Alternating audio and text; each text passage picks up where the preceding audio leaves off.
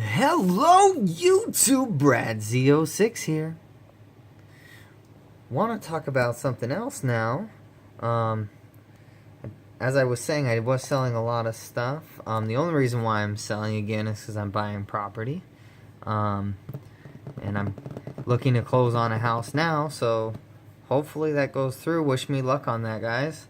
But I did want to go ahead and show some other things I have, as long with kind of going over, my opinions on silver and gold, and also numismatics. And I haven't really haven't commented on it too much, so I'd like to talk about that a little bit. And of course, what I'm going to do is more of like a generalization overall. But silver for me, and as well as gold, is kind of a guard against an insurance against the dollar. If something was to happen to the dollar, and a guard against inflation as well. Our currency is always inflating, and it's constantly losing value. It has for decades and decades and decades. So silver, even though it does go up and down, gold goes up and down, it still kind of stays in a range, and over time it has actually gone up over time, especially in the last, after 2000, had a big jump. I remember trying to put gold together at that point, and it was only $400 an ounce, but I didn't have the money at the time to really buy that. That was expensive for me then. So, now finally able to do it, but a little late to the game, and it's more pricey now. But, it is what it is.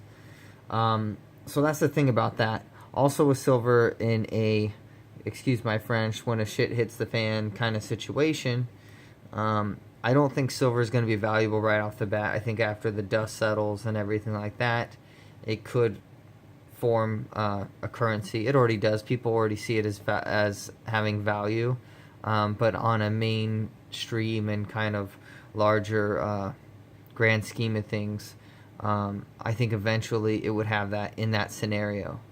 But when the economy is going really good and stuff, that's a good time to put it together.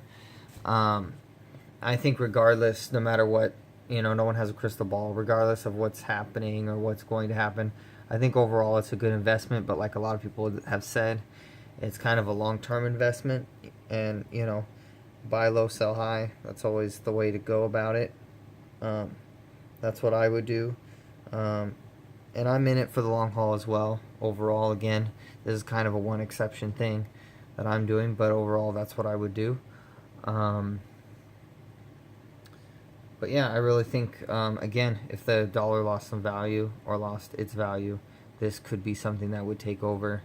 You have things like Bitcoin and stuff like that, but and I don't know a ton about it, but again, it's nothing tangible you can hold, and this has a track record and has been valuable for thousands of years. So that's personally why I like precious metals. And now going into numismatics, I want to mention that as well. I know there's numismatic and not numismatic, but for the sake of argument, we'll call it semi-numismatics. I think overall they can be good, but you do have to watch that, and I think they can have somewhat of a long-term investment, but in a short-term investment for making money, I think we'll call them again semi-numismatics, are good for that. For it's still considered a coin, but it's still kind of bullion at the same time. Those, I think they are going to hold the value, but you're going to get a good return on it earlier on. That's my take on it. Again, you could wait longer and they could still hold, but you want to kind of strike when the iron's hot, when it's at its highest point. If you're going to sell and if you're in it to make money, you do want to pay more close attention to that and see if the desirability is up or down on a coin. That's the reality of it, guys. These go up and down. So keep that in mind. Then going to, something like older coin. Here's a Buffalo MS66. You have to watch overall, but these tend to stay pretty consistent. But I will say, when the economy is up, it does help with the prices. People and collectors are more willing to go out there and buy the pieces.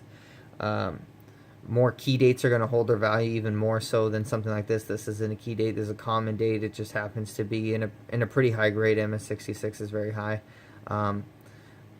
But I won't say very high, but it is a little bit higher to where, you know, it makes it kind of special to be in a holder. But key dates are going to hold their value even more so. But still with that, you do have to keep in mind, even if a coin is, say, $15,000, if the market is soft for numismatics, it's still going to lose value, and it may lose dollar amount wise more. It's still worth a lot of money, but it can still lose money. So maybe it's worth 14,000 or 13,000, or could be even a little less. So percentage wise, you know, it's still worth thousands and thousands of dollars, but you do have to keep that stuff in mind. So that's kind of what I wanted to touch on, guys. So I think that's why it's good to diversify and kind of have a little bit of everything, because I feel everything has a different purpose if you look at it that way, of course. If you just enjoy it, get what you enjoy too, of course. I do that, but keep that in mind as well. So that's just something I wanted to share with you guys. This is a pretty rough one, but this is a 32D Washington quarter. Pretty rough shape, but still a key date, so it's cool to have that. Same with these 21s. That one's, I think, is a little better. That one's really rough. But yeah, guys, want to tell you that. Please like, comment, subscribe. Let me know what you think. If you like the video, give it a thumbs up, and I'll see you guys next time. Thanks so much, YouTube, and take care.